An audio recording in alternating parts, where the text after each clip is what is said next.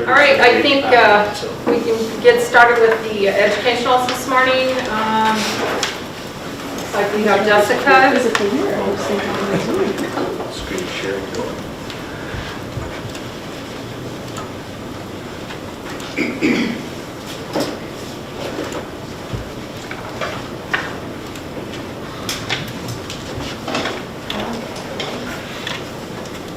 Okay, good morning, everybody. Morning. My name is Jessica Kuykendall. I am a certified pharmacy technician here at Myrtue, and I also run our 340B program.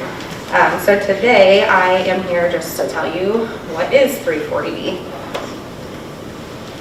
The 340B program, so it got its name from the Public Health and Services Act of 1994. The 340B program was discussed in section 340B, which is where the name came from. So the program is a federally funded program whose sole purpose is to stretch scarce federal resources for, sorry, I can't read that, reaching more eligible patients and providing more comprehensive care.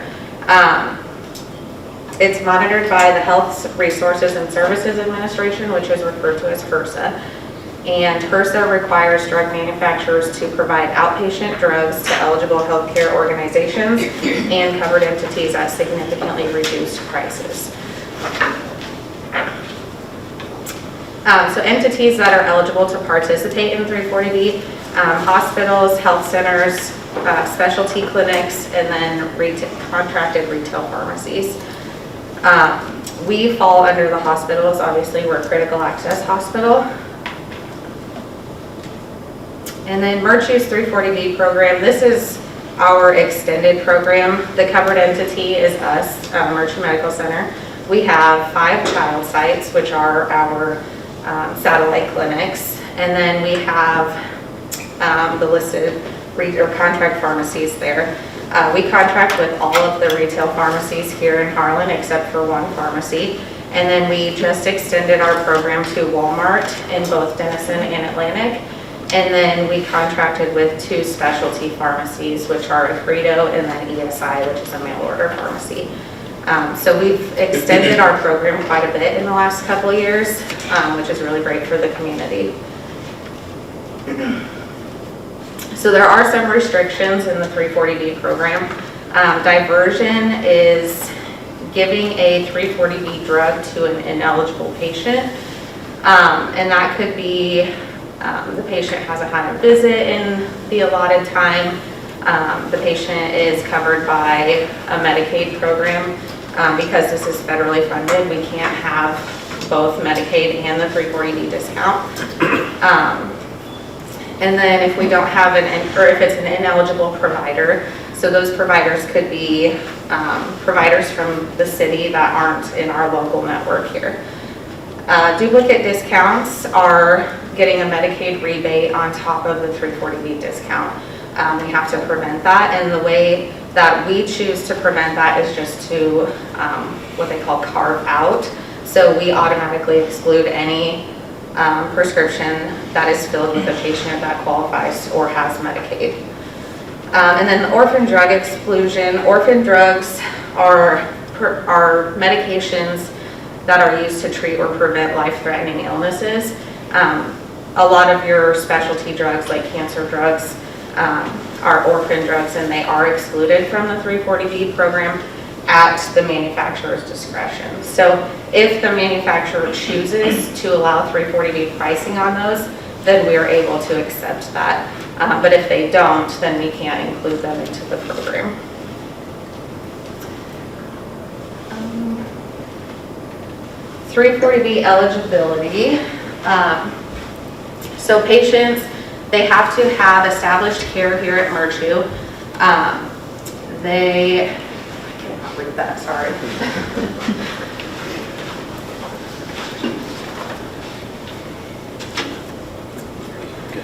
They have to receive outpatient services here within Myrtue or at an eligible child site, so any of our satellite locations. And the patient could have a referral from an eligible provider to an ineligible provider. So that's the way kind of around those city providers If we have one of our clinic providers refer a patient to a specialist in Omaha or Council Bluffs, and that specialist prescribes a 340B eligible drug, we can capture that as long as we have the documentation from their clinic provider that they were referred there. And then on the providers, they have to be employed by Myrtue Medical Center. They have to provide outpatient care at one of our, at Myrtue Medical Center or at one of our child sites, or they could be under contractual or other arrangement with Myrtue Medical Center. So those could be like our outpatient clinic providers that we have come here. Could you tell me what's a child site? The child sites would be like Avoca Clinic, the Shelby Clinic, All the clinics, actually. what was that? All the clinics. All of the clinics, yeah. Elkhorn, Erling, yep, those are all. We have them listed as child sites. Myrtue is our main facility, but those are like branches of our facility. So we have to list them as child sites under HRSA's database in order for the prescriptions that they write to be qualified for 340B. Thank you. Yes. So a little bit about how the process works. This is on the contract pharmacy side or the retail side. The patient will come in for an outpatient visit with their provider. It could be at the rural health clinic and it could be in our outpatient center. The provider gives them a prescription which is sent to the retail pharmacy. We have a TPA, a third-party administrator software that monitors all of this electronically. So when the prescription is sent over there, it's also sent to the TPA so they can monitor those prescriptions and when they're picked up. So when the patient goes and picks up the prescription, it's sent to the TPA as like a virtual accumulation of that medication. So when those prescriptions or drugs accumulate in that TPA, that's when we're able to purchase them at 340B cost. So it's a complicated system and a lot of monitoring to make sure that everything, we have to make sure that all the data that's coming from the hospital to the TPA and from the pharmacies to the TPA is correct in order to be accumulating those correctly. And then on the hospital side, it works very similar. Again, it has to be an outpatient visit, but this could be in the infusion center, it could be in the ER, it could be just one of our outpatient providers. And in the hospital, it's when a medication is administered to the patient. So when the patient receives a medication here at the hospital, it's again sent through the TPA system and accumulated into those virtual buckets. And when those accumulations add up and we reach a full package size, then we can purchase that medication at the 340B discounted price. So my role here in the 340B program, I work with the TPA, again, like I said, to make sure all the data going through the system is correct. I run audit reports monthly, and then I monitor patient eligibility. I do audit a random assortment of prescriptions from each retail pharmacy. I do that on a monthly basis to ensure that everything is compliant and running smoothly in the program. And then I also audit an assortment of medication administrations that are done in the hospital, and that's done on a monthly basis as well. When it is found that that something has qualified or accumulated incorrectly, there is a way to disqualify those or reverse those so that they're not accumulating incorrectly. If we were found to be non-compliant, HRSA is, I mentioned earlier, is the entity that monitors the 340B program, and we are subject to an audit by HRSA at any given moment. I think our last audit that we had was back in 2018, but if you are found to be non-compliant within the program, they could pull the program from you, and then you would have to repay anything that was accumulated due to non-compliance. So it is important to make sure that we are staying compliant within the program. And then I also work with external auditors annually. They come in and monitor our program, help me monitor our program and ensure that we're staying compliant. And then I attend educational webinars and forums on a regular basis to ensure that I'm kept up on things that are changing within the program. And then compliance, like I said, we are subject to an audit at any given moment, and we would be responsible to pay back any revenue collected as a result of non-compliance. So within this program, it could be millions of dollars. So we want to ensure that that compliance is up to date. So 340B in action, Myrtue is able to offer a number of outpatient services as a result of the savings collected from this program.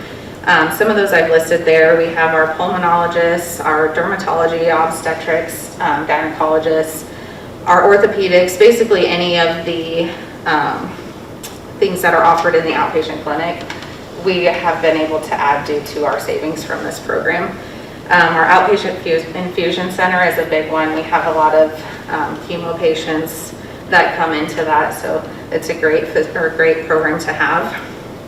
And then the Peterson Family Wellness Center, and we continue to give back to our community by offering prescription assistance at the retail level. So we are actually working on rolling out a new program here within the next couple of months to help our patients at the retail level pay for their prescriptions that are expensive or that have high deductibles or copays.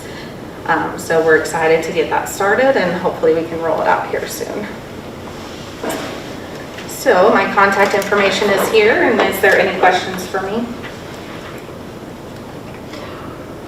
All right, thank you. Thank you. Nancy? The 340B program has become very important. Well, I was Critical gonna access ask. hospitals across the nation are relying on Lots of the money. savings that we've received from 340B to really operate in a lot of cases. And that's what she's talking about, some of those services that we're able to provide that maybe wouldn't do well financially otherwise, but we're able to continue to provide those types of services because of this program. So very important program. The drug manufacturers are fighting against it constantly because they're having to provide large discounts. So there's a lot of advocacy and lobbying efforts that go into keeping this program in existence right now, but that continues to be a battle. It's been a battle for several years, and it's still going, and it's been extremely beneficial to us financially over the years. Thank you. Nancy? All right. Okay, well, I haven't presented to you guys for quite a while. I was supposed to present to you right before COVID hit. So what we're going to do is I'm going to reintroduce my staff to you guys, and then I'm going to give you a little tour of our pharmacy, because I didn't really get to do that back when we redid the pharmacy. And then we'll just talk a little bit about what our role, what the Department of Pharmacy, our role really is here. I'm the Director of Pharmacy. My name's Nancy Gow, and I've been here for 10 years, been a pharmacist for 20, and a little bit about my staff before I go there. I kind of handpicked my staff to come here. The two pharmacists that work under me were all Creighton grads. I chose them on purpose for their skills and their strengths, and we kind of, I believe in balance in a department. And we have really good balance in our pharmacy department as far as personalities and skills go. So here's my two clinical pharmacists. Adam is our full-time clinical pharmacist, and he worked for me as an intern years ago. And I sought him out to come here and begged him to come here, actually, because he lives in Elkhorn, Nebraska, and he drives here every day. So that is pretty much dedication, in my opinion. Same with Cole. He's from Omaha, and he drives here. He's part-time, and he comes about 3 or 4 days a week, depending on when we need him and how we need him. And Adam he's a master of research.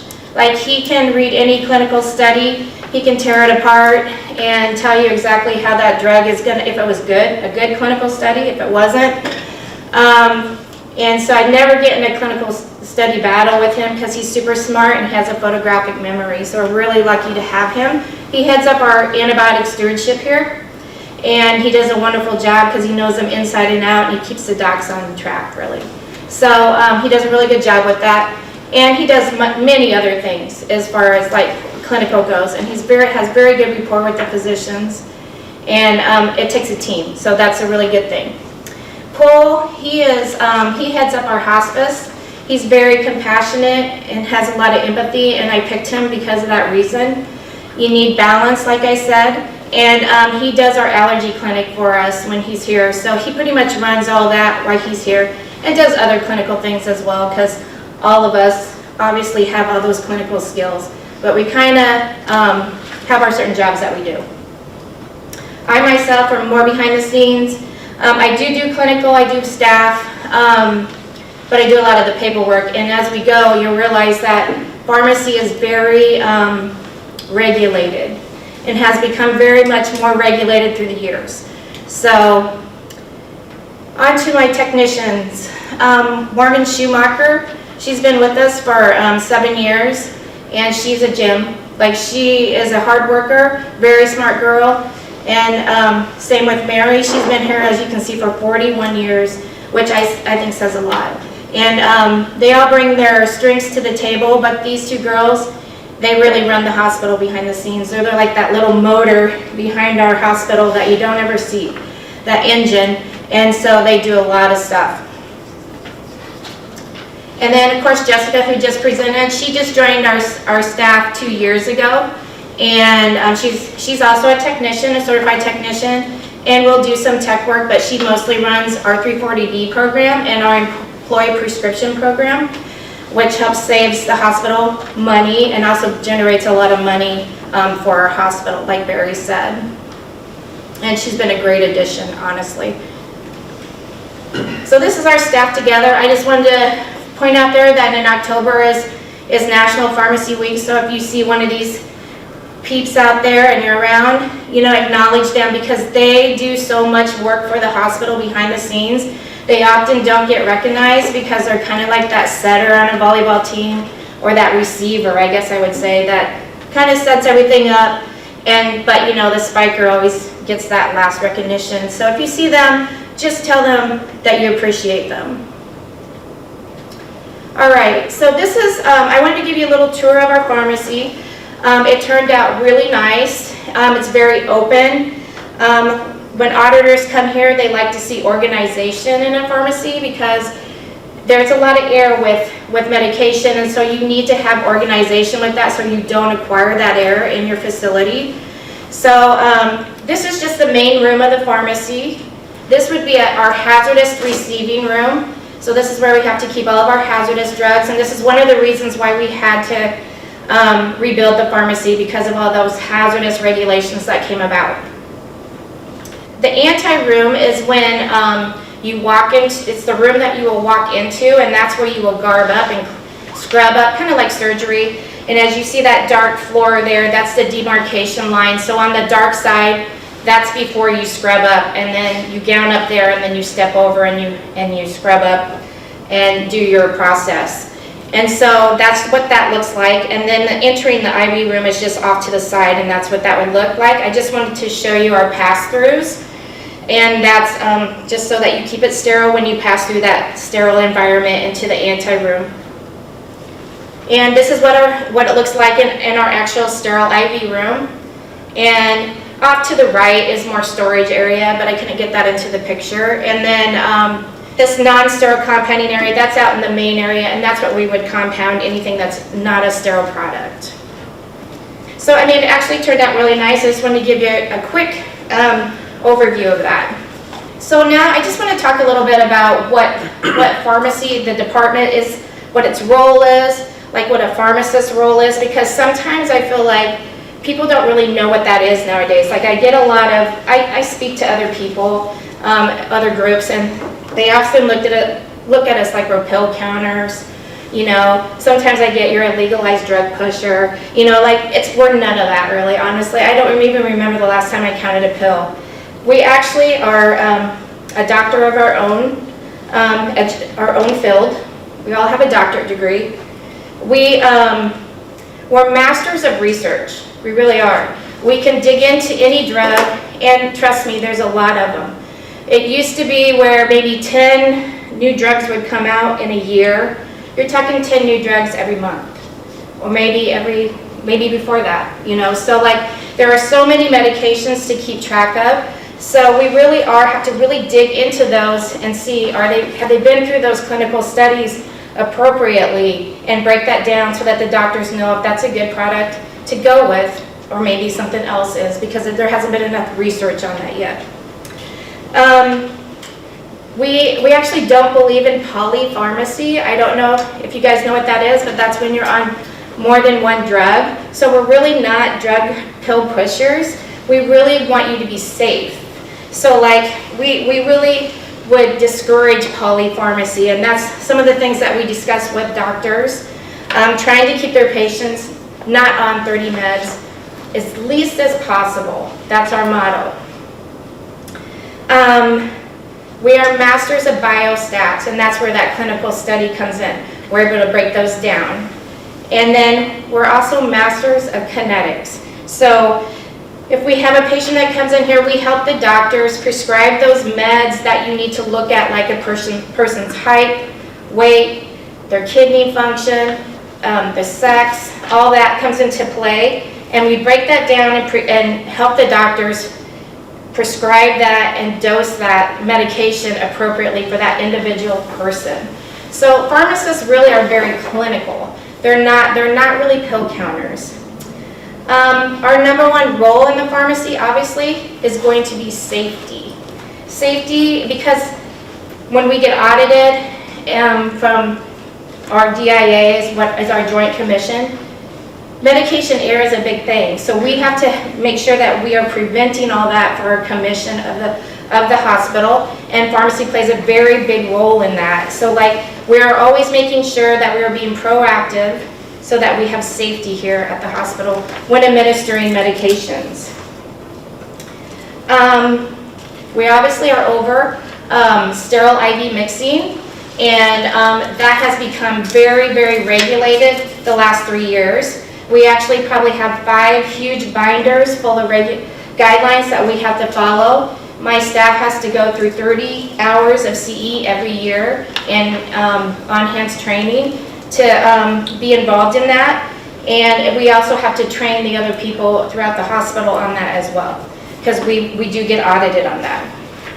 We're over track and tracing of medications. So now it's a federal regulation that we track every medication that comes in here and leaves here. You have to track every step that medication takes, and that is a federal law, and so we have to do that when they come in and out. So like I said, it has become very, very regulated. Like I said, we did start a new program this year where we train the nurses that come in, because medications and IV mixture has changed so much. It's really hard for them to stay up on that. So we make sure in the pharmacy that they get a couple-hour training, more if they need it. But we decided to do that because things have changed so much, and we want to get them off on the right foot when they start here. So we also have a lot to do with quality here. So we will have to oversee high-risk meds. So high-risk meds are like opioids, blood thinners, seizure medications, paralytics, and insulin. And so we watch that we are staying within the therapeutic boundaries of those drugs so we don't have a mishap. And we do very well here, by the way. And but we try to be proactive with those so we don't have a mishap with those medications. I would say that pharmacy is the #1 supportive staff to physicians and nurses. They really are. Things have changed so much that the physicians really do need somebody to go to keep them on track with these medications. And so we do try to have a team approach here at Myrtue, and the physicians are very good about reaching out and getting that information from us, and we do try to direct them and do the research for them to give the best care for our patients. So who are we all over? Well, we are all over, like we are involved in the clinics, the infusion center, med-surg floor, emergency department, surgery, radiology, respiratory therapy, hospice, And our volunteer rescue units, we supply them with all their drugs. So even though we supply them, we do have to track and trace those drugs in and out every month. So that's another thing that with regulations that we have to do. But what I'm saying is we are over everything. And my crew has their hands in every department. And so they do really have to move along and they're on their feet a lot, let's put it that way. 340B and employee prescriptions, Jessica went over that, but we're over that. One of the reasons why it was a really good move to move Jessica to the pharmacy department is she's able to tell us early when we have accumulated those medications so that we can order directly right out of our wholesale, qualifying for those 340B prices. And that has actually really saved us a lot of money by doing that. There's a lot to it, but by having her there, she's able to say, oh, hey, we've already qualified. We don't have to wait for that software to tell us, and then we can go ahead and order it. And so that's really been helpful, and she's helped us a lot with inventory. Involvement in community. I just wanted to give a shout out to my crew because they actually had a really phenomenal year in voluntary hours this year. And we did 306 hours of community service. And I think that's pretty great because we only have 6 people in our department. So I wanted to give them a shout out. We also volunteered at the Teen Health Fair. I have been talking at the Fall Risk program with our older adults in the community, and that's been real fun.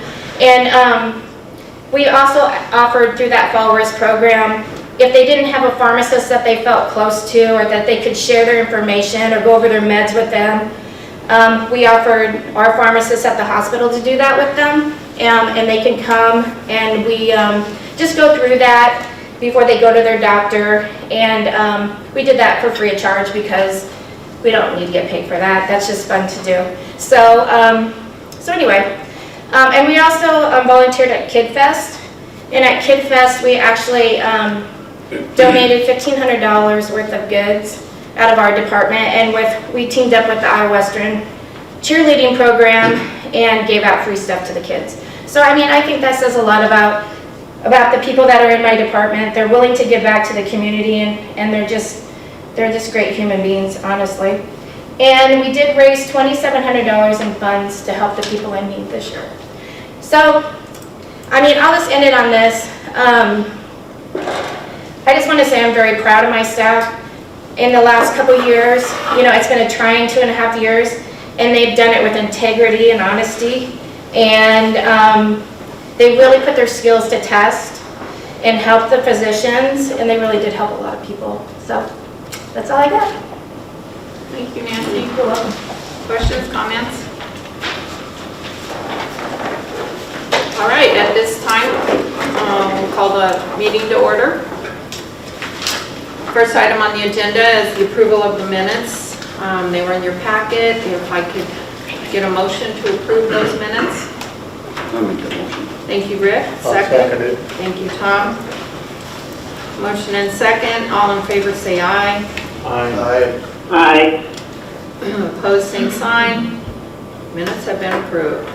It looks like Dr. Markham has left the building. He's So covering, Karen? yeah, he's in the ER today, so Okay. unless they got a patient, they paged him. So I'll just quickly go over. Med staff meeting was May 10th. As Nancy was talking about, Adam Porter, our pharmacist, came and talked to the medical staff about cefepime, which is a antibiotic we use for our sepsis patients. When kind of a deep dive into that antibiotic, it's part of our antibiotic stewardship program. Let's see, COVID-19, just a reminder to the medical staff that we don't automatically perform COVID tests anymore for patients who are admitted to the hospital. They have to order those if the patients are having symptoms, so just kind of went over that with them. Went over some general EMTALA information, making sure they complete their medical screening exam for any patients that come in, that we have behavioral health staff available to help support them in the emergency department if they need it. Additionally, we have the telepsych and the regional assistance program for any of our patients who need that. We are going to have some education from our Baird home, who's going to come out and give some education to the medical staff at the end of this month. And Dr. Markham talked with the medical staff about our ketamine protocol for our patients in the ER. Let's see, in the packets, the Iowa Department of Public Health had sent out some information on pediatric patients with hepatitis, so that information was in the packets for them to review. Carrie Sonderman from Diagnostic Imaging came and talked with medical staff about ultrasounds. So in the past, we always had to have a radiologist present when we did ultrasound biopsies, or looking at like lumps. But now we can actually just do the ultrasound of just looking at it without the radiologist present and everything except a breast lump. So kind of went over that with the medical staff. As well as she talked about radiologists reviewing ultrasounds. So that we've had a few opportunities, or maybe not opportunities, but events that happen where when you're looking at a pregnant woman and having her ultrasound, that the radiologist will note the sex of the baby. And we have MyChart where anybody can go in and look at their results.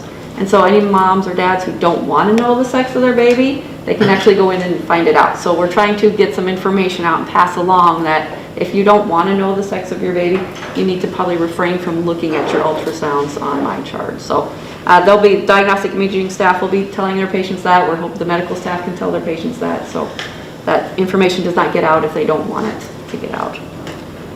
Carrie also talked, and we are currently in a nationwide shortage of contrast media for CT scans. So you can do any CT scan, but there are some scans that are better if you have some contrast that goes into the system. Again, nationwide shortage, we're not the only ones, everybody's having this. Most everybody has gone down to only using contrast for emergent exams at this point, saving it for those types of situations. Apparently the contrast is manufactured in China. They had a big shutdown, and that's why we're having the shortage right now. So for those that are not emergent, we're just scheduling those patients further out, and they can still have their tests. It'll just be later on. For any emergent tests, we're saving what we have and getting those completed. And then we did talk to the medical staff about our communications project, which Jeff and I are going to go over later in the meeting. Okay, any questions for Karen? Thank you, Karen. Laura, quality improvement report? Okay.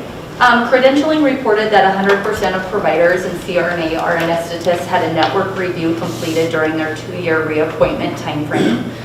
For diabetic education, they tracked all their referrals coming in, as well as their hemoglobin A1C levels pre and post education. What's great about that is all patients had a decrease in their hemoglobin A1C after receiving diabetic education.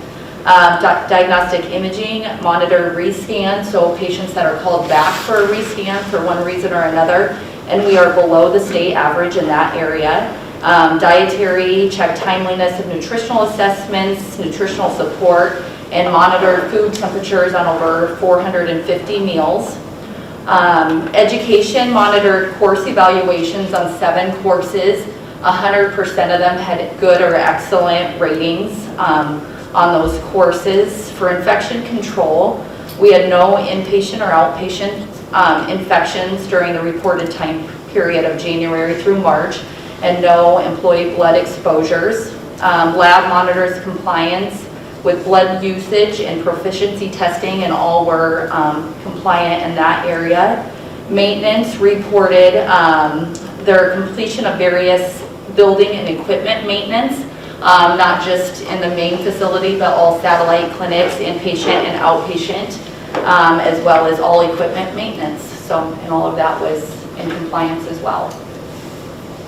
That's all I have. Okay, thank you. Questions for Laura? The next item is the approval of the Joint Conference Committee policy, and Karen has told me that we're going to defer that till next meeting? Yeah. Okay, all right, so we will move on. The approval of the Personnel Committee report. First item on that is the acceptance of the resignation of Rick Rasmussen, our board member. So Rick, I understand you turned in your resignation? Yeah, I gave it to Barry. Okay. Okay.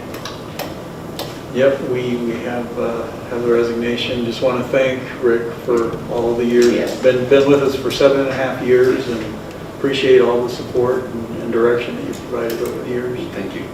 Thank you. What I realize is, and I said it, what outstanding entire staff you have here. Supporting staff, nurses, doctors, and administration, and it's amazing the work you do. And I'm very happy and proud to be part of it for a while, so thank you. Thank you, Rick. Thanks, Rick. Thanks, Rick. You bet. Credentialing is the next, it says Jim Zimmerman, but he's not here, so I'm not sure. Tom, are you gonna? Well, I can go through it. We have one initial appointment as an advanced practice professional, Crystal Hodges, and we have 20 delegated initial appointments. I won't read those off individually, along with 4 reappointments and 1 delegated reappointment. There were no voluntary withdrawals. So I will make a motion for acceptance of this report. Okay, we have a motion. Could we get a second, please? I'll second the motion. Thank you, Leona. Motion and second. All in favor, say aye. Aye. Aye. Opposed, same sign. Motion carries. All right, at this time, we're going to make the appointment of Mike Frederick to the Board of Trustees. So one goes out and one comes in. Somewhere in my stack, I have your oath that we have to read. Hi, Mike. I'm Janine. I think we're supposed to stand at this time to make it a little more official. I think we have a motion to accept him first. Oh, I need a motion to accept Mike first as the Board of Trustee member. I would move to accept Mike's appointment to the Board of Trustees. Thank you, Terry. Second? I'll second it. Okay, we have a motion and a second. All in favor of Mike Frederick serving on the Board of Trustees, say aye. Aye. Aye. And he'll fill out the remainder of Rick's term, which would go through December 31 of 24. Right. Okay, all right. I, Mike Frederick, do solemnly swear that I will support the Constitution of the United States and the Constitution of the State of Iowa, and that I will faithfully and impartially, to the best of my ability, discharge all the duties of the office of trustee of the Myrtue Medical Center in Harlan, Iowa, as now and hereafter required by law. All right. This needs to be signed later and given to Bruce, so we'll handle that later. Thank you, Mike, and welcome. Welcome, Mike. Thank you. Okay, I feel like I need a halftime. Next on the agenda is the approval of the CEO contract extension. The Compensation Committee, which is made up of Leona Terry and myself, met with Barry. We performed the annual evaluation and reviewed his contract. After reviewing goals and data and other information, we are recommending that Barry's contract, we are recommending to the board, that Barry's contract under the current terms be extended through December 31st, 2024. Before I call for a motion, is there any discussion? Are there any comments or questions that we can ask? All right, if not, if I could get a motion on that to extend his contract through December 31st, 2024. I would move. I will make that motion. Thank you, Leona. If I could have a second, please. I'll second it. Thank you, Tom. Motion and second. All in favor of the Aye. extension? Aye. Same sign. Opposed? I'd just like to say, Barry, that I appreciate your efforts and dedication to Myrtue, and I'm grateful for your continued leadership. Thank you. You bet.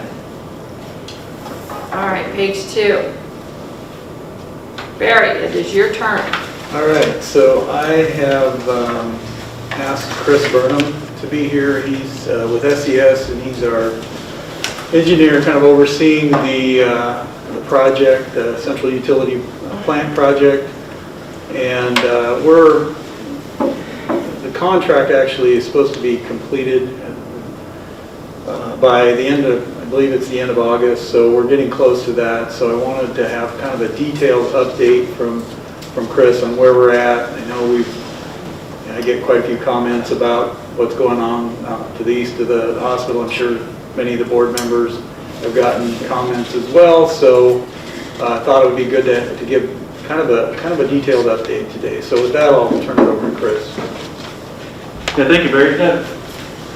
Appreciate the opportunity to kind of update the board today, give you a little bit of a refresher on what the project scope and goals are, where we're at today, and make myself available for any questions that we might be able to answer. Ultimately, if you recall, is a little more than a year and a half ago when we had really worked through some assessment of the hospital mechanical electrical infrastructure for a year or so leading up to that, and developing some options to make some improvements, identified the priorities really being the hospital's heating and cooling systems, as well as the hot water for the plumbing in the hospital were kind of the main elements there. Those are the systems that have really gotten to a point where they're aged in terms of perpetuating building service through the next 20, 30 years, that's really was the next focus for facility improvement. So assembled a project essentially to address that, excuse me, and most of that work is plant related, just south of the ED, both interior and exterior. There's some work inside the hospital that undertaken as part of that improvement, but most of the work is, excuse me, essentially behind the scenes. So we did award a contract, would have been the early part of last year, for an 18-month construction period. As Barry mentioned, that construction period ends here close to the end of August. That included, as I mentioned, both interior and exterior work on the project site. The construction of the construction trades has gone well. We're at about 80% complete at this stage. We did experience some delays specific to the exterior work. As probably right around the end of last summer, some excavation challenges with identifying and locating existing water line and tie-in as part of the project, and included a new water service to the central utilities plant. That presented a few challenges with the exterior excavation and some delays related to that. We were able to identify that line after some exploratory digging and get that resolved. That did affect a little bit on the progress of the interior work. The interior work is the vast majority of the work on the plant project. But that we were able to get to a spot where that was able to progress. Subsequently have had one other delay with the exterior construction of that utility yard that you see out there where the chillers are. Kind of a complicated part of the site.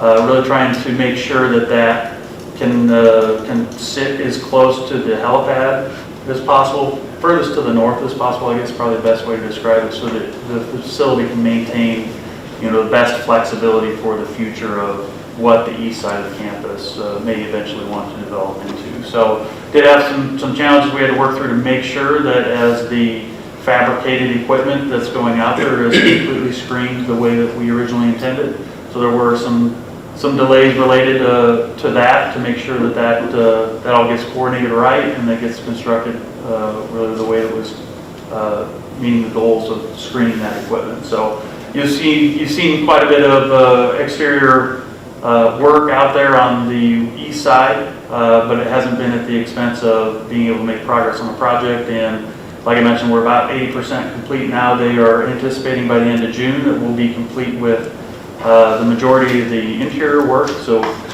all the new cooling system is in place. We've been fine-tuning that over the course of the spring here, and the heating system work is anticipated to be roughly complete by the end of June. I think what you'll see progressing into the latter parts of the contract period through August is the remainder of pouring some foundation walls on the retaining wall out there and getting that screening in place and placement of the propane tank that you see sitting on site to the east. So progressing, and from a contract period, appears that they'll be able to hit that timeline. So look forward to living out what the ultimate goal of those improvements are, both from an energy, water savings, and equipment longevity standpoint. Any questions I might be able to answer? Initially, the contract was, sorry, Terry, through August then? Correct. Right. Correct. Okay. So I heard you say foundation and fencing. So will we ever see a set of walls and a roof go up over anything out there, Chris? The screening itself, it doesn't have a roof. It's not a constructed building. What you see with the excavations out there are primarily related to building foundation walls that both hold back the retaining because the grade in that area of the site drops pretty significantly, so to get that equipment up as tight to the north end of the site as possible. That's where that retaining comes in, and then that also supports some screen walls. If you're curious about what that screen wall material would look like, the north addition that we did here last year, right around last year, has some screening material associated with it, and that's roughly that same image. So there will be vertical screening for view from the street and the highway, but nothing over the top. And I knew the answer to that. I had that question come to me this last week. It looks like we're pouring a foundation to be able to build something on, and that's not what is going on at all. So thanks for the explanation. Okay, absolutely. So doesn't the helicopter coming in so close have a lot to do with the fact that the foundation has to be so robust for that fencing? Yeah, we're retaining earth in that area. We have to, obviously maintain the helipad sits up pretty high on the side on the north end, so you want to make sure that we retain that back. As Barry mentioned, there's a number of challenges with existing utilities and keeping it as far north, as well as the approach from the south for the helicopter, keeping that the top of that system as low as possible kind of creates all those challenges, but we're in a good spot now where I think everybody's got their arms around what it looks like to be complete with that. But yeah, to your point, Barry, there's a lot of constraints that go into how that was designed.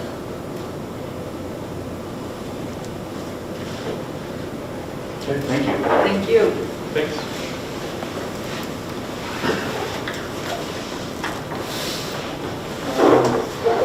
Okay, I did want to just give you kind of an update on our county health rankings. These just came out here in the last month or so, and I show you this to you every year. The University of Wisconsin Population Health Institute, along with the Robert Woods Johnson Foundation, pulled together this report that really is kind of information and tools to really analyze all the factors that go into influencing health in all counties in the United States. So that's where this comes from. This is a slide that I've used in the past, which is really has not changed at all. They look at two different areas. They look at health outcomes, which is based on length of life and quality of life, and then health factors, which takes into consideration all of these factors: health behaviors, clinical care, social and economic factors, and physical environment. So we have been looking at this. We look at this every year, and some of the information is dated a little bit. So some of the information that they pull to come up with these rankings comes from, might be 2 to 3 years old. So I think it's important that we look at it over time, and I think it makes the information a lot more relevant to see that we're, what our trend is, and showing that we're pretty much continuously in the top quartile for health factors. If we were only looking at 1 year, because it's dated to some degree, I wouldn't see this as being as important as it is when you look at it over a period of time. In health outcomes, we've been a little bit lower on that ranking, but still, some years we're in we're actually in that second quartile. This breaks it down a little bit better when you look at the map. So Shelby County being ranked 27th. You can see the lighter the color of the county, the higher they rank. And we're again in that 25th to 50th quartile. And you can kind of see how the counties around us do on these rankings as well. And then for health factors, again, we're in the top quartile there. And again, you can kind of see really the only county in southwest Iowa that is in that top quartile, I guess, unless you include Carroll in southwest Iowa. So it's good information for us to look at. I know our public health department looks at it a lot, especially when we get into the community health needs assessment, which we will be doing another round of that starting in 2023. Our last one was 2020. So they'll use this information as we work through that needs assessment. And this information isn't very hard to find. If you just Google County Health Rankings 2022, you can be able to get a significant amount of information on Shelby County and kind of how we compare to other counties. So, any questions on that? And then I did want to talk a little bit about ambulance services. A lot of discussion about where we're at with ambulance services here in Shelby County. I'm going to focus on the ambulance commission, but of course there are a lot of rescue services around the county and in the smaller cities, but I'm really focused more on the ambulance commission. So I wanted to do a little bit of a kind of an orientation, but then wanted to let you know what some of the discussion is that's going on right now. So going back to, way back to the 80s, there was a 2080 agreement that was signed. That's really a kind of a governmental joint venture is what a 2080 agreement is. And so it was the hospital, the city of Harlan, and the county. And we all contributed 1/3 to the ambulance commission at that time. That did change in 2006, and it became just the hospital and the city of Harlan. The hospital took on the third that the county was contributing. So, and this is the way it is today. We're contributing 2/3. The city of Harlan's contributing 1/3, and that's been that way since 2006.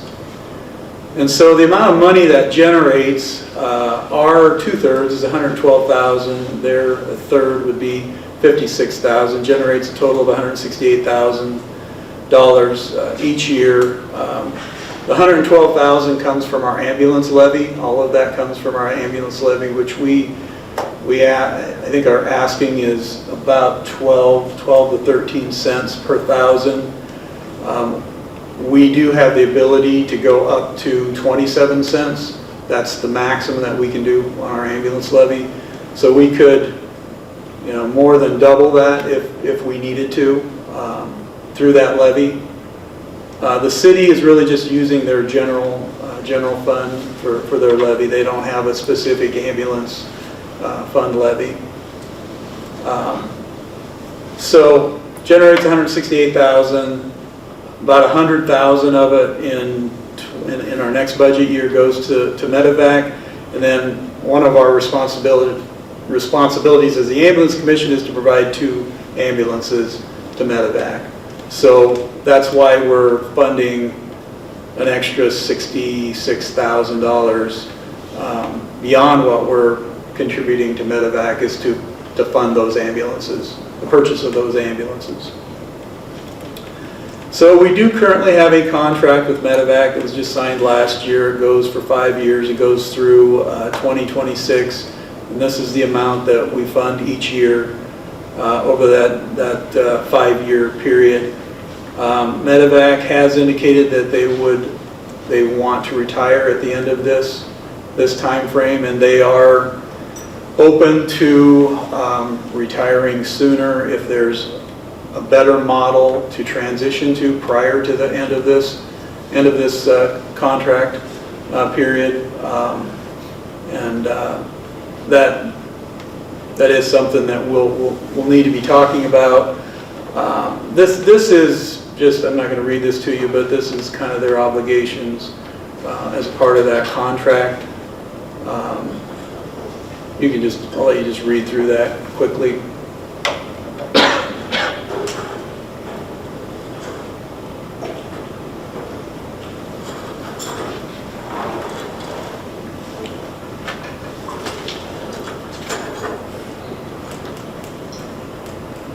So, really what's happening here just in the last, it's probably been we've probably been seeing this for the last 4 or 5 years with the more difficulty in finding volunteer EMS professionals. But even more just in the last year, it's become more difficult even finding paid EMS professionals. So the combination of that and the fact that Medevac has indicated that they want to retire soon has caused us to really start talking about this and how can we transition this moving forward. It has become more standard to really what we're needing to do is to make some of these positions more attractive for these professionals, and that comes in the form of the staffing arrangement. A lot of these people are being paid as on-call, so they're getting maybe paid nothing while they're on call or while they're on standby, and then when they actually get called in, they're getting paid their hourly rate. And what we're seeing this move to is more of being paid their hourly rate while they're on call.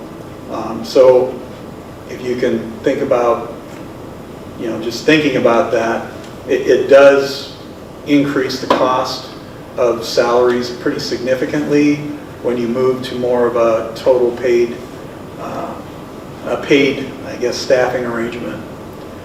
And so we've had a lot of discussions about this. We've looked at the various options on what we might move to in this transition. There are other private contractors out there that we could work with. We have talked with Midwest Medical Transport, which they have the service in Atlantic. I think they're actually based in Audubon, but they're pretty much all over the country, a national private contractor. So that is one option, and there's other private entities, private contractors that we plan to talk to. There's some counties that have county-based ambulances. There's some that have city-based ambulance services, and there's a lot that have hospital-based ambulance services. So we have gone through the exercise of looking at what it would look like if the hospital did provide ambulance services here. And I'm not gonna go through that today. We're still having our auditor is really reviewing those numbers, and it kind of, we're looking at a significant increase in costs. And really the theme of a lot of these discussions are there's going to have to be a lot more money contributed to ambulance services than what's being contributed right now. It's going to be a significant increase, probably 5 to 6 times what we're looking at funding right now. And that's got to come from somewhere, and it's not going to all come from the hospital. And so that's why we're having some of these discussions with various stakeholders in Shelby County. I've probably had at least, 6, 7, 8 different discussions with different groups. We do have one group that's a bigger group, includes the County Board of Supervisors, includes the City of Harlan, Hospital, myself, Karen, and Jenny Lefebvre sat in on the first meeting. We've got EMA, ESA, law enforcement, fire department, and Medevac have all been involved in that. It looks like we're setting a meeting up for Friday to meet for the second time.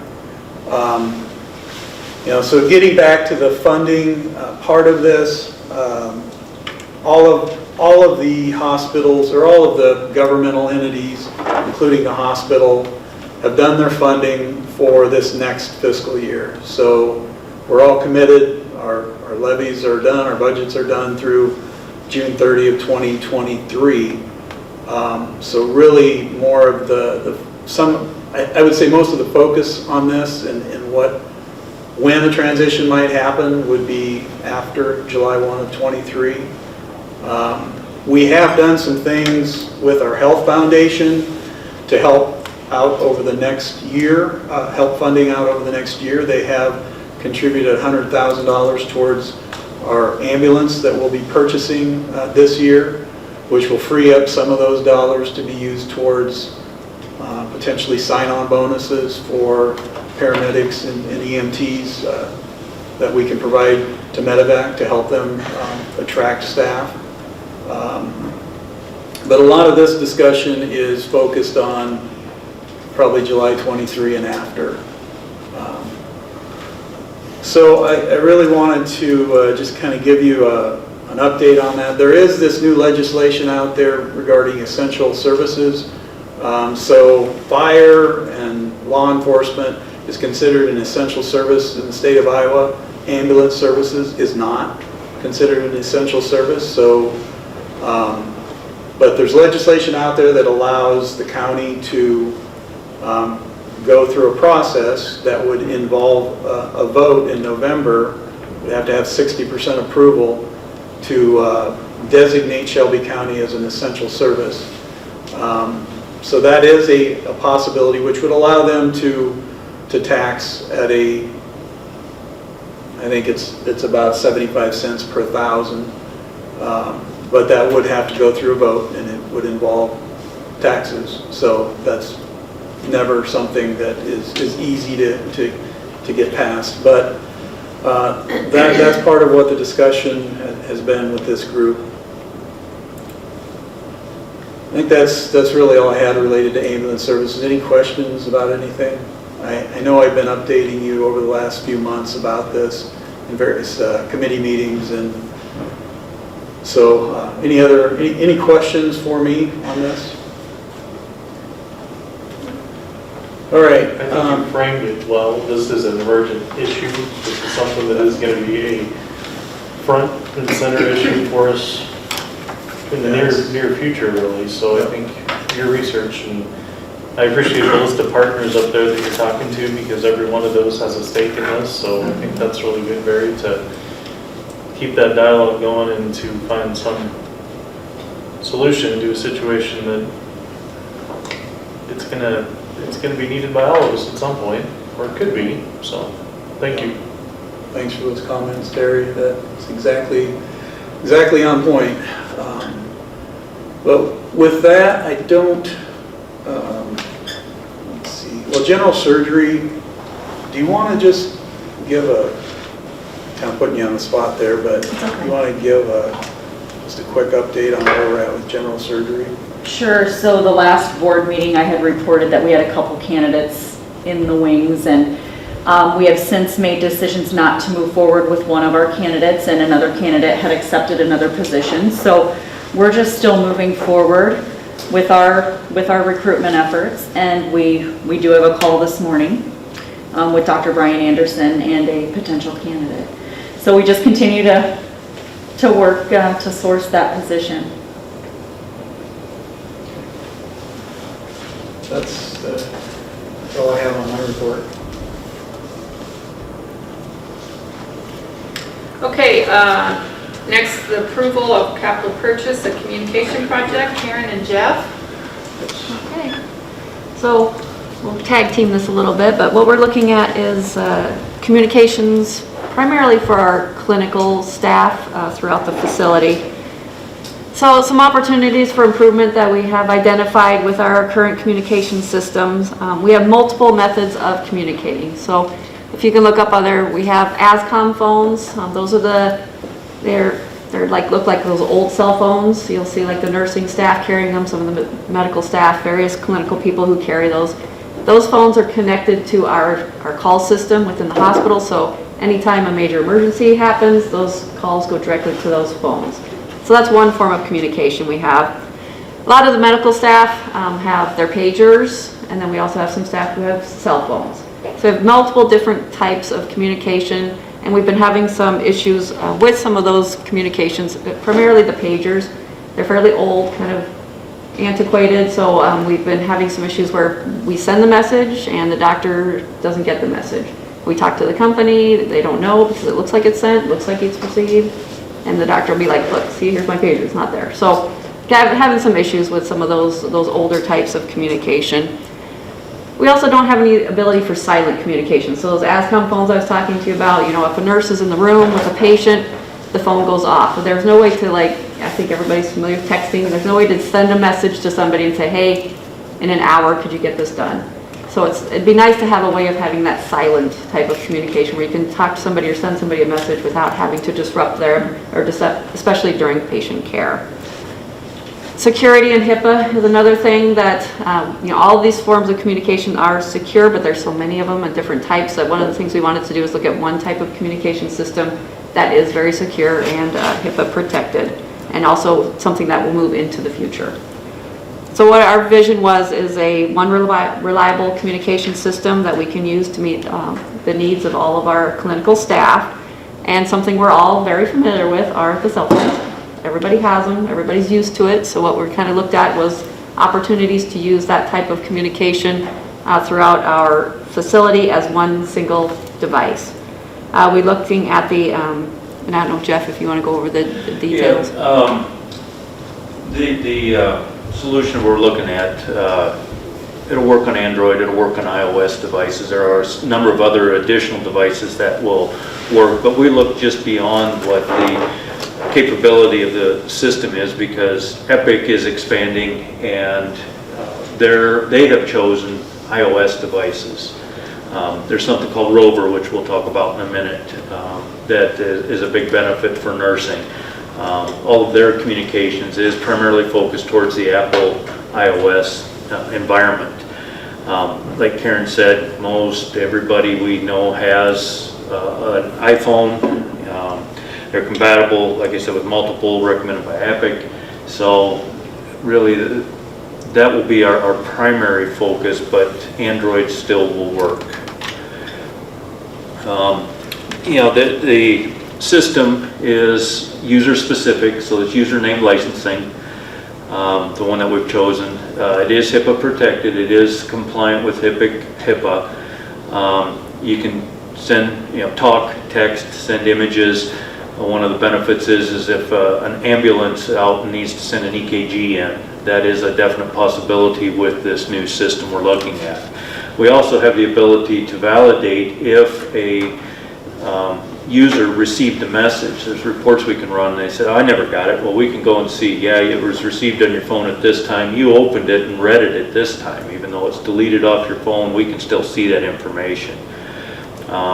The other is the nurse call system, as Karen mentioned.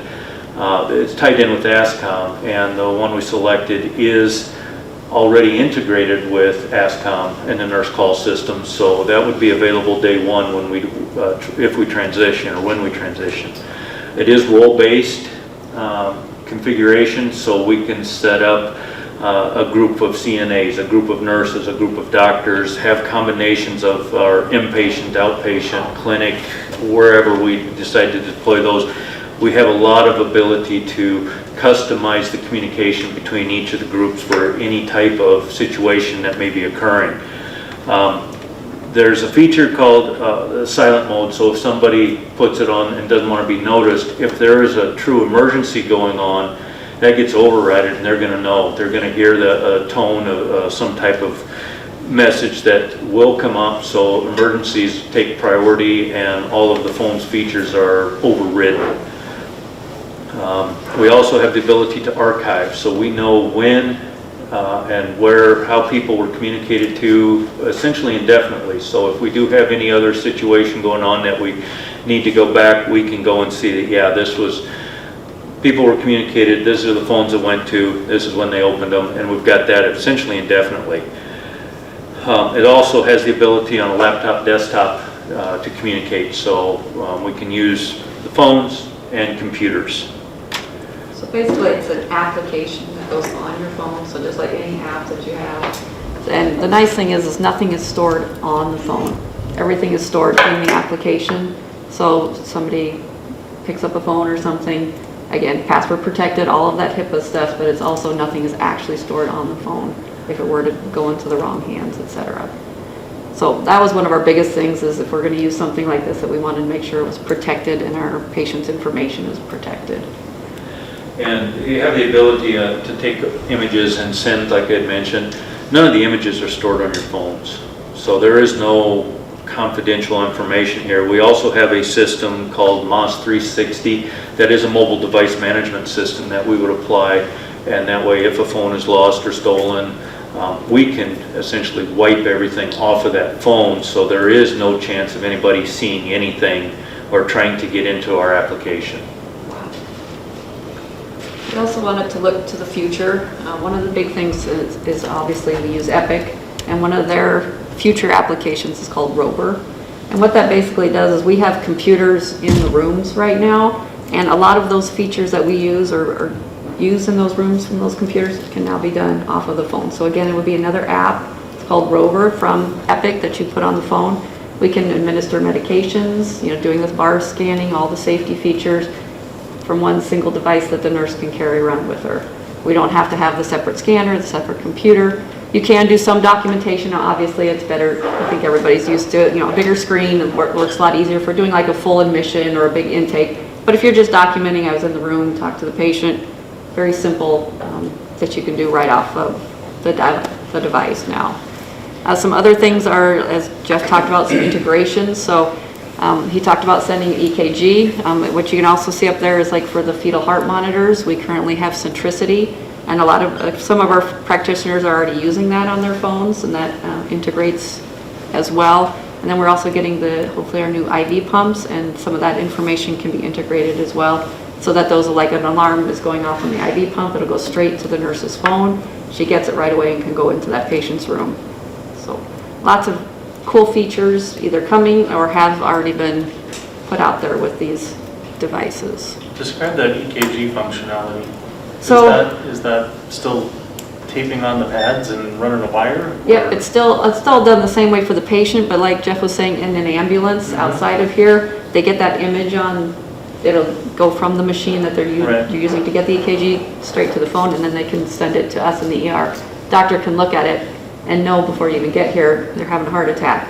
So we can be ready. We can have all those medications ready, because obviously the whole idea is from door to drug. So they hit the door, it's time. The current practice is actually trying to send the fax out of the ambulance. So you can imagine how timely and quick and efficient that is. This way it's a picture, send, it's gone, and the doctor has it that much faster. Yeah. It's amazing what you can do. Yes. Well, Yes. I mean, it's all possible. Exactly. It really which is. Awesome.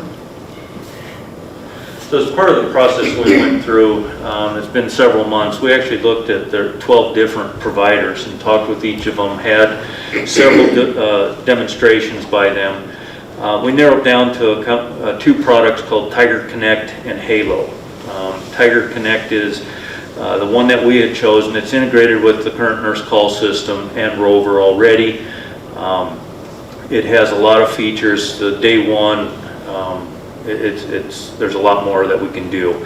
Halo is another very good product. However, you have to be internal to our network in order for it to work. Tiger Connect, you can be anywhere. We can send what they call a one-off. So if Terry, we want to send you a message, you're not a member of Halo or of Tiger, you can get that message and respond to it. Where with Halo, you have to be in the hospital and have a user ID in order to use it to communicate. So Tiger had just so much more features and availability. We also then looked at the devices that people were using and the technology, the cellular service. Verizon, is probably the predominant vendor in the area. However, the signal strength is just not here. We've talked with them and they said, well, we can install a DAS, which is the distributive antenna system, throughout the whole hospital, but quite expensive, and they've never come to do any tech evaluation. US Cellular came in with an engineer and walked around with a device and signal measuring equipment. And there are 3 antennas that we would need to add. 2 of them are in the basement of the clinic, and the other is in the Center of Diagnostic Imaging, which is all that radiology equipment. It's understandable there. Their signal was more than twice as strong throughout the whole hospital as what Verizon was. And with Verizon, we do have 3 different DAS systems. There's only 4 antennas to each, but we have 3 of them spread throughout the hospital, and US Cellular signal is still stronger than all of those. So, and then we talked to them, explained to each Verizon and US Cellular what we're doing, asked for some reasonable pricing. US Cellular worked with us. Verizon said, well, this is your price. It's the same thing that we're paying today on a standard phone. So US Cellular was much more cost effective. This is basically our timeline for the project. We've been looking at, as Jeff said, the different vendors, identifying our volumes, because not everybody would need a hospital supplied phone. There are departments where they pass the phone off, 24/7. They're just going to have a phone, pass it to the next person and pass it back and forth. Our providers, of course, then would just use their cell phones and have an application on their phone to utilize. So when you look at the numbers, our license numbers are obviously a lot higher than what our actual device numbers would be. So we finalized our numbers, looking at devices, and now we're going to the board here in May and hopefully in June. If it's approved, we'd like to provide education to our providers, install the applications, and then hopefully go live by July is our time frame. In your packets on page 18 is our actual proposal. As Jeff said, there was a big difference between Tiger Connect and Halo. But just a reminder, we're not really comparing apples to apples. Tiger had so many more features. A lot of that integration had already been done. They'd already been working with Rover. They've already been working with our nurse call system. So those things are already in place with Tiger. Whereas Halo, it would be all brand new interfaces and integration, those types of things. So we talked about the US Cellular. So there's both the initial implementation, and then there's also the annual fees, and the annual fees are primarily the licenses as well as the those cell phones that stay in the hospital, those packages. So if you boil it all down, our implementation would be $28,850, and then the annual fees for all of the phones and the licenses as well as the mass that Jeff talked about is $57,354. We would propose going to the one communication system for our facility. We would then get rid of the ASCOM phones as well as the pagers. We wouldn't need those anymore. Any questions? So this does or does not go on your personal phone? It can. It's an application. Okay. So like the practitioners who already have their cell phones, they don't want to carry two phones. Right. So they would just get the application and basically a license for the application that goes on their personal phone. All right. The hospital phones, the ones where the staff just 24/7 staff hand it back and forth, it would have the application as well, but the phone would be owned by Myrtue. And the ability to Karen, track. I'm sorry. Go ahead. I'm Leon. sorry, did you say that this would require two phones, like you'd have two phones, one for the hospital and then a personal phone? Or apply or put the applications on your personal phone? Can you explain that again? Yeah, so for hospital staff who are just handing phone off back and forth, they would have a hospital phone. That wouldn't be their personal phone. But for those staff, like the practitioners who already have their own phone, or like Barry or me who would have this on their phones, we would just get the application so we wouldn't have to carry two phones. We would only have one phone.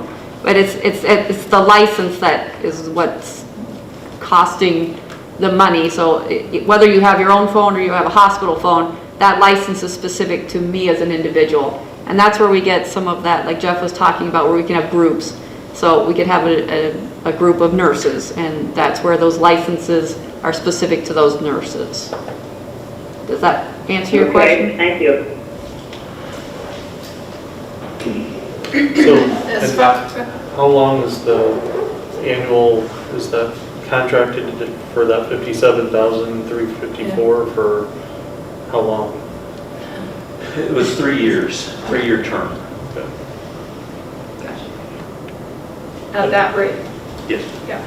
I just had a quick question. Is there any savings on the doctors not have to carry a pager at home and outside the facility? Is that, they wouldn't have to do that anymore because this would take replace pagers completely? So Yeah. is there any savings there by not There supplying is. pagers? Yeah, there is offsetting costs. We pay about $650 to $700 a month for pagers, so that would be applied towards the $57,000. There is a little bit of an annual maintenance for the nurse call system that we'd still pay, but the integration there, more people would be notified. The ASCOM phones, they're called candy bar phone, kind of that's what they look like, about the size of them. They run about $900 a piece. So the cell phones that we have are third generation SE. They're 5G capable when it's available here. We're quoted a penny each for those, and roughly $28 a month, $28 to $30 a month on cellular fees, so that over the 3 years, it's where we end up saving money just on the cost of the phones. Thank you. And you probably said that staff reviewed this proposal as well. They're informed. Yeah. Their biggest concern was cell service at their homes, you know, so if I think we've all been there, so we're depending on where you live. But basically, we have the same issues with pagers, and so we have a backup. So whatever they have listed as their backup, we have access to that and can get a hold of them. I was going to say, I'm so impressed with US Cellular's coverage here in the hospital, because that's not true in downtown Harlan. I agree. It's spotty uptown, so US Cellular, if you're listening, go ahead and put another tower uptown. We'll make sure, we made sure. The US Cellular tower is right down here on the, across from Heinlein. Verizon has 2 towers. One's on the hill just west of town, or east of town, about a mile, and then the other is about 1.5 miles north of town. And we should have signal beyond belief, but every building you go into, there's just nothing. So I've talked with them numerous times over the last several years, and they say their towers are working like they should, but... Well, and I probably don't know what I'm talking about, but I've had a lot of experience using cell phones in hospitals all over, and they don't like to work in hospitals. So I don't know if there's too much. There's a lot of water pipes which affect cellular signal. There's, you go down to diagnostic imaging, the requirements for lead lined in there, that no signals are going to come through there. Most of our walls are brick and concrete. It makes it a little more difficult there, so yeah. And we do have in our proposal for some facility upgrades to help, as Jeff said, with antennas and getting some improved signal in certain areas. You had a question on that? Well, the tracking, like if someone sends information to someone else, it's being monitored or captured now, or can be? It's logged. Logged, We okay. don't have somebody actually sitting down and monitoring that you sent this information to them. We know, we can go back and through the transaction see that, yeah, we sent from this phone, it went through their system and it arrived at the other phone, the receiver phone, at this time. Okay. Then within the application, when they open that message, it logs when they actually read that message. And that's kept in the new system, or I'm confused with how Epic is involved? It's not involved yet. Epic would be a separate application there. Later? Yeah. Okay. It's So the not- communication log. Right, Rover's coming, Okay, but they okay. work in other facilities with it, and it works. The communication logging is managed by Tiger Connect, and it's Okay. on their servers. Okay. It's cloud-based, so it's available countrywide. Right. But the Rover is another application that if we wanted, when we migrate to it, iOS devices are what Epic recommends. So that's why we're sticking with a consistent platform across all of these applications. Right, well, go ahead. I was going to say, I would move the recommendation to purchase the Myrtue Medical Center communication system with US Cellular data services and Tiger Connect communication applications for the 28,850 and the 57,354 annually. All right, Terry gave us a motion. If I could get a second, please.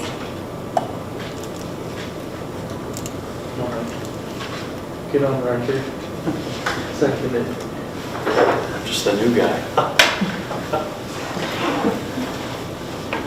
Did we get a second? I'll second it. Thank you, Tom. We have a motion and a second. All in favor of the new system, please say aye. Aye. Aye.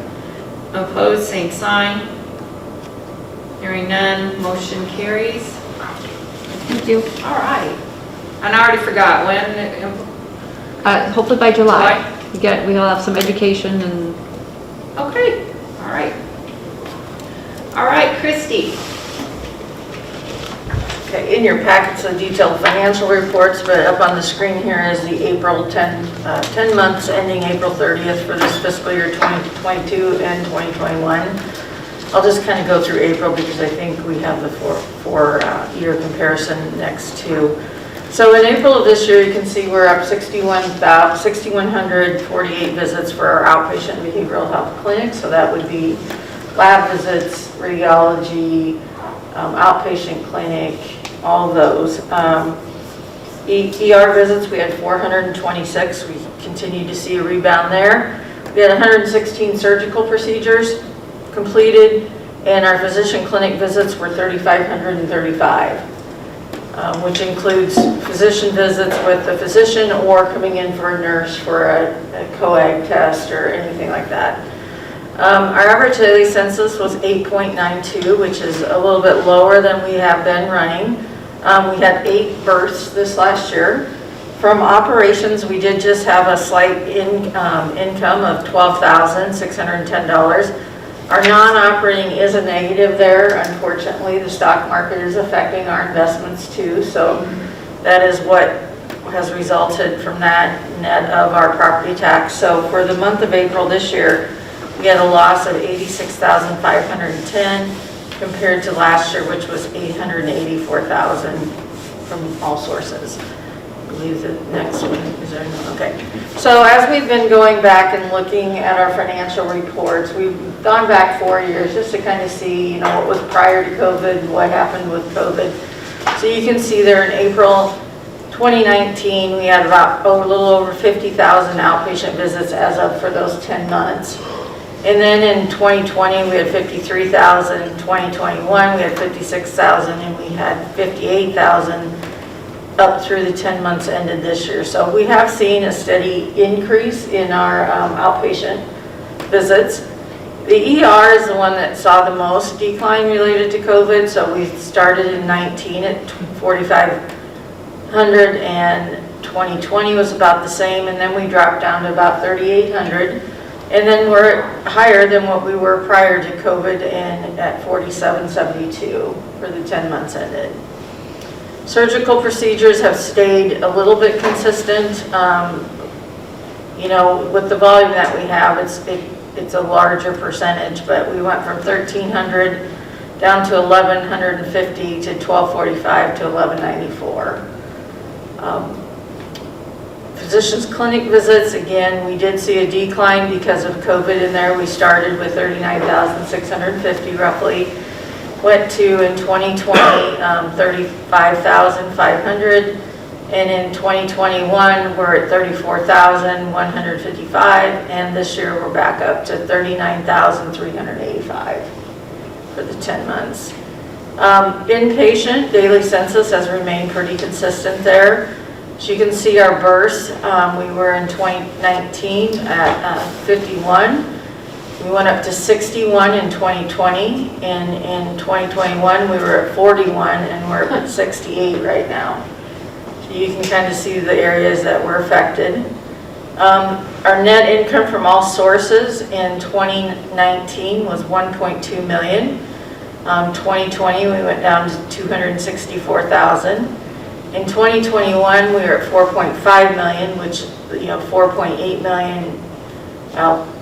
Quite a bit of that came from the federal funds that we received for COVID. And this year so far, we're at $3.1 million, and again, we got $2.3 million in federal funds this year, so that leads to some of that. Otherwise, our cash flow is doing well. Accounts receivables remaining pretty consistent. We are paying back some of our advanced funding that we got from Medicare when COVID hit, so we're continuing to pay that down. We started with a little over $9 million, and we're down to $6.5 million, so they'll continue to take that out of our reimbursements. Any questions? Questions on the financials? If not, could I get a motion on the financial statements as presented by Christie? I'll move the approval. I'll make a motion. Thank you, Leona. Second, please. That'd be me. Thank you, Terry. Motion and second, all in favor, say aye. Aye. Opposed, same sign. Motion carries. Payroll and claims is in your packet. Are there any questions or concerns on any of those that Christie could answer? I'll move the approval of the April payroll and claims. Thank you, Terry. I've got a motion on the payroll and claims for April. Second, please. I'll second it. Thank you, Tom.